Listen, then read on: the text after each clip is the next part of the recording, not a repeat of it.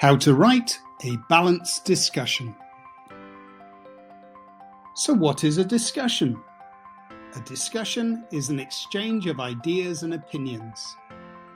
We have discussions all the time. After all, it's good for us to explore topics from different points of view. Writing a balanced discussion is like having a discussion with yourself. Your job is to explain both sides of the argument. This can be difficult when you feel strongly about something, but remember, you must be balanced. Your job is not to persuade others that your opinion is correct. Instead, you must present points for and against, giving equal weighting to each. Begin with a topic. Does social media make us more or less social? Should phones be banned in schools? Should we build more nuclear power stations? Should students grade their teachers? But for the purpose of this video, we will use this as an example. Are zoos good or bad? Plan what you're going to write. It's a good idea to use a table for this, with points for on one side and points against on the other. Many animals suffer in the wild. Zoos give them a less stressful life, free from predators. They even provide veterinary care. Zoos help to educate people about animals. Zoos help protect endangered animals that may become extinct if they were left in the wild. Habitat destruction is resulting in many animals losing their homes. Zoos provide a new place for them to live. Not all animals live longer in zoos. Elephants, for example, don't. If an animal born in captivity is then released into the wild, it will not know how to survive. Keeping animals in cages is cruel. Animals behave differently in zoos. Many animals in zoos show signs of stress and depression, a condition known as zoochosis. Now it's time to write. We'll break our writing down into sections, starting with the introduction. After the introduction, we'll cover all the points for zoos. Each point will have a paragraph dedicated to it. So as we've got 4 points, we'll use 4 paragraphs. Next, we'll write the points against zoos. Once again, each point will have its own paragraph. We'll end with the conclusion, and this is the point when you'll be able to share your own opinion about zoos. So let's start writing it. We'll begin with the introduction. The introduction should explain to the reader the topic that you'll be discussing. With over 10,000 zoos worldwide housing millions of wild animals, the scale of the zoo industry is immense. Most large cities throughout the world have a zoo. While zoos are a very popular attraction for both children and adults, are they a good thing? As you can see, it has been written in third person. It is important to avoid using the words I, we, and you, as these words can make the reader feel like you're taking sides. Writing it in third person makes it seem more objective. There's no bias. You will also notice that it has been written in the present tense. Look at the verb choices. Is, not was, have, not had, and are, not were. Finally, the writing should come across as being formal rather than informal. This is reflected in the word choices, the sentence structure, and the absence of any apostrophes of contraction. Having introduced the topic we will be discussing, we will now write the points for zoos. Before we write, it's important to think about the order that we write the points in. Let's change it around a little. I feel this is a better order. It's also worth talking about the use of sentence connectors, also called discourse markers, which help our writing to have more flow. If you haven't done so already, make sure you watch the Gain Explains video about this. In this piece of writing, we will use addition connectors, opposition connectors, comparison connectors, cause and effect connectors, sequence connectors, illustrating connectors, and concluding connectors. Let's start. Zoos enable people to get up close to animals that they would otherwise never have the opportunity to see. Cause and effect connector. As a result, as well as learning about the natural world, zoo visitors develop greater empathy for these incredible creatures. Addition connector. Furthermore, they are more likely to support efforts to protect them in the wild. Many animals are suffering due to habitat destruction. Zoos provide a haven for animals that have lost their natural habitats. Evidence ahead. Illustrating connector.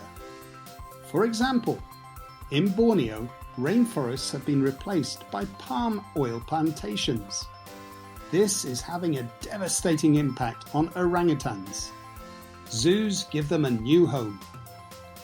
Whilst an animal's movement may be restricted in a zoo, it does not have to worry about predators, and any injuries or illnesses are immediately treated by the zoo's vets. Animals in zoos do not suffer or die from droughts or starvation, and they can even be spared from the bullying that often happens when living in large groups. Cause and effect connector. It is no wonder that animals in zoos frequently live longer than they would in the wild. Sequence connector.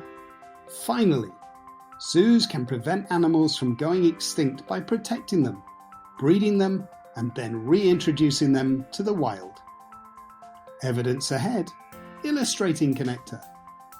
For instance, this happened to the Arabian oryx, which was hunted to near extinction back in 1972.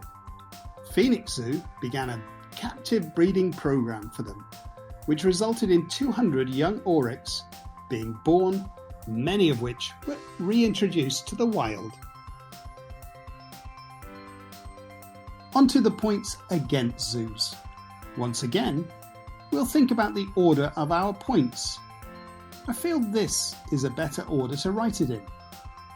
We'll use sentence connectors to help our writing flow better.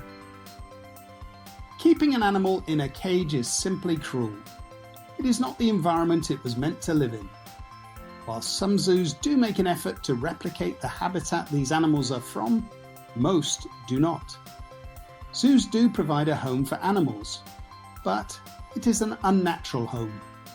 Cause and effect connector, resulting in unnatural animal behaviours.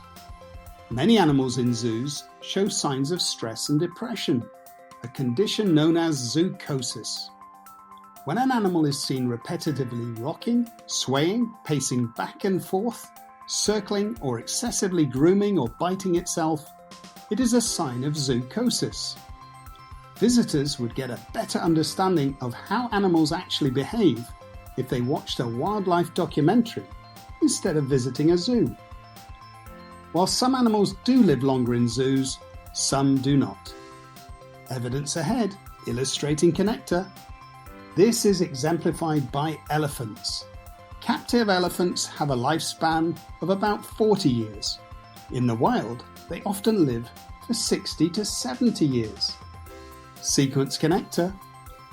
Lastly, if animals are born in captivity and then released into the wild, they may not survive because they have not learnt the behaviours necessary for survival. Release a tiger into the wild without having trained it how to hunt, and it will die. We've completed the introduction. We've written the points for zoos, and we've written the points against zoos. And so far, if I've written these parts objectively, the reader should not know what my opinion is. Now is the opportunity to share that opinion, the conclusion. We'll begin by using a concluding connector. Here are a few that you might find useful. In conclusion, after considering both sides, overall, on balance. Let's begin this conclusion with overall. Overall, It is difficult to judge whether zoos are good or bad without knowing the type of zoo being referred to. Some do make huge efforts to replicate the animals' natural habitats, as well as providing dynamic, stimulating environments that give the animals problems to solve and social opportunities. Animal welfare is at the heart of the decision-making process, not profits. Sadly, this is not always the case. I do feel that zoos have a role to play in protecting endangered animals, but licenses to operate a zoo should be granted only if strict animal welfare standards are met. Regular inspections also need to be done to ensure that these standards are not forgotten. As your conclusion explains what you feel about the topic, it can be written in the first person, using the word I. So what have we learnt about writing a balanced discussion? In a nutshell, first, begin with a topic. Pick something that people will have contrasting points of view about. Next, plan. Make a table and list points for on one side and points against on the other side. The order that you write these points in do not have to be in the same order when you write about them. Write. Organise your writing into sections and begin a new paragraph for each point that you make. Write in the present tense. Write in the third person, avoiding using the words I, we, or you. Use sentence connectors to give your writing more flow. And when you write your conclusion, write that in the first person.